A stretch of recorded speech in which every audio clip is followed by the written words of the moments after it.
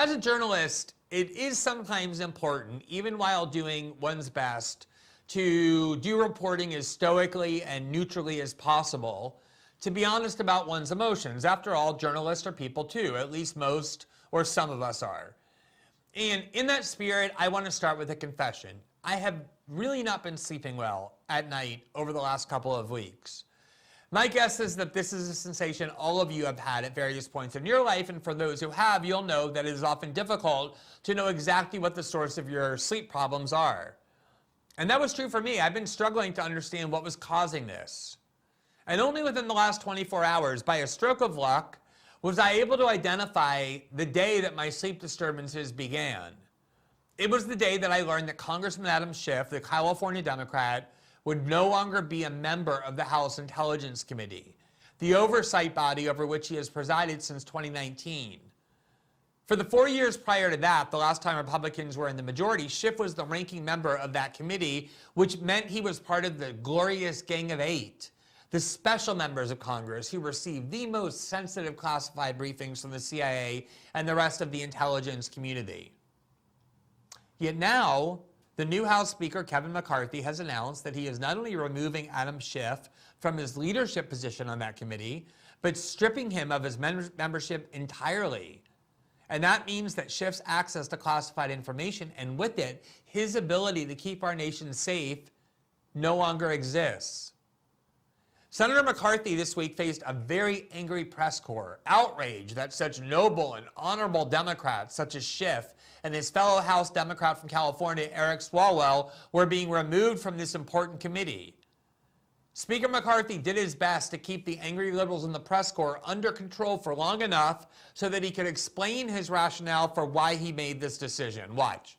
What Adam Schiff did, use his power as a chairman and lie to the American public. Even the Inspector General said it. When Devin Nunes put out a memo, he said it was false. When we had a laptop, he used it before an election to be politics and say that it was false and said it was the Russians, when he knew differently. When a whistleblower came forward, he said he did not know the individual, even though his staff had met with him and set it up. And if you want to talk about Swalwell, let's talk about Swalwell, because you have not had the briefing that I had. I had the briefing and Nancy Pelosi had the briefing from the FBI that Eric Swalwell had a problem with the Chinese spy until he served on Intel. So it wasn't just us who were concerned about it. The FBI was concerned about putting a member of Congress on the Intel committee that has the rights to see things that others don't because of his knowledge and relationship with the Chinese spy. But they will not serve on a place that has national security relevance because integrity matters to me. No, we're going to look at the specific allegations Speaker McCarthy made there, but before we get to that, that was when I really began experiencing this lurking sense of anxiety and of insecurity that eventually caused a major disruption to my sleep pattern.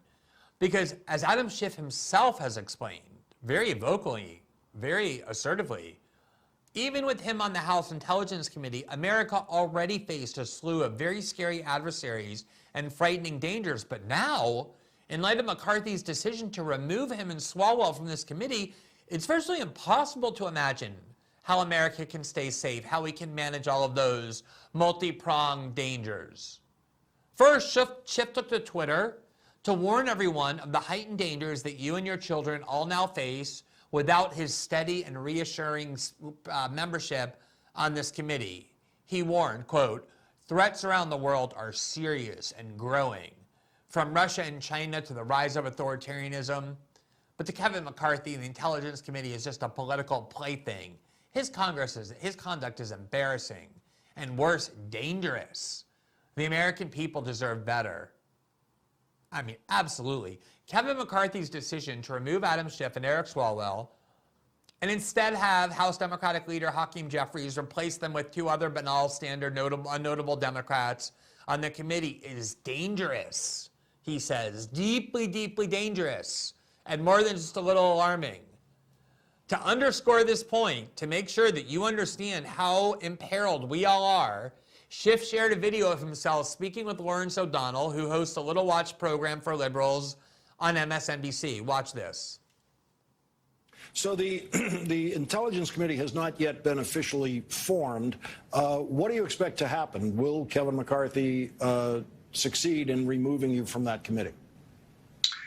Well, he's certainly going to try, and he may very well succeed in doing it. And, you know, the tragedy of this is not what he does to me personally. The tragedy is using the Intelligence Committee as his political plaything to placate Donald Trump, to placate Marjorie Taylor Greene, to exact revenge, as you point out, for my leading the impeachment against Trump in the first trial. You know, this is a serious committee. We've got major challenges facing us with Russia invading its neighbors, with China growing in strength around the world, threatening Taiwan, with Iran and its nuclear program. You shouldn't be messing with any committee. You certainly shouldn't be messing with the Intelligence Committee in order to raise money. And that email you showed your viewers, Lawrence, you got to click on a button to remove me from the committee. You know, this is, you know, juvenile, but it has a serious consequence in terms of the functioning of one of the most important committees in Congress. This is a tragedy, he said, a tragedy for the nation. But he's not worried about himself. He's worried about you. He's worried about your security, which barely can be safeguarded without him on this committee because, as he said, this is, quote, serious functioning for one of the most important committees in all of Congress, Schiff said with a straight face, talking about the fact that he will no longer serve on it. And the hypocrisy of what he's saying there is off the charts, accusing Kevin McCarthy of fundraising off of his removal of Adam Schiff. Why wouldn't you fundraise off of that? That is something that millions of Americans have wanted. Those are things that Kevin McCarthy's constituents were demanding of him, and he did it. And when you do what your constituents want, generally they will reward you. But beyond that, there has not been a single day that has gone by where Adam Schiff has not fundraised off the fact that he was removed from this committee by Kevin McCarthy. Some mischievous person for whom I genuinely harbor gratitude put me onto Adam Schiff's mailing list, and so I receive these emails every day. And there has literally not been a single day that has gone by in which he has failed to fundraise off of this martyrdom. But the fact that he really is looking at you with a straight face and telling you that somehow the U.S. national security state can no longer function because Kevin McCarthy prioritized political values over the safety of the nation because he's no longer on this committee is stunning in its audacity.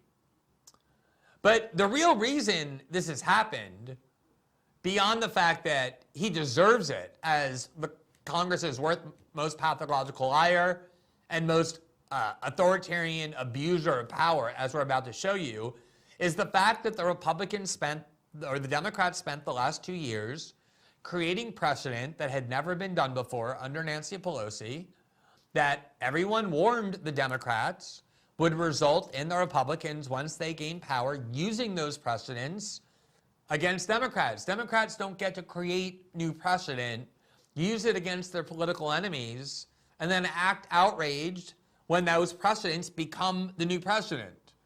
This is something I've been trying to get everybody to understand forever. It was my main argument when I first began writing about politics in 2005, when I was trying to convince Republicans to be worried about the extraordinary powers vested in the FBI, CIA, NSA, and Homeland Security in the name of war on terror by saying to them, I know you're comfortable with it now because you trust George Bush and Dick Cheney, but what about one day when Hillary Clinton or some other Democrat like Joe Biden or Barack Obama is in charge of that same apparatus you're now cheering?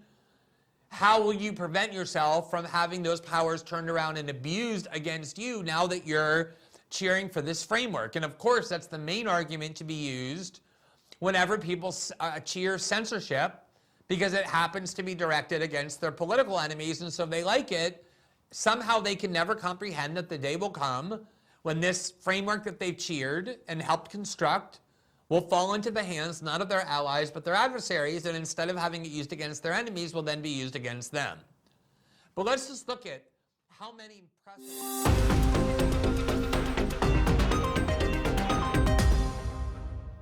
Thanks for watching this clip from System Update. Catch our full shows for free, live weekdays at 7 p.m. Eastern on Rumble, and join our locals community at greenwald.locals.com for all of my written journalism, exclusive after-show Q&As, and more.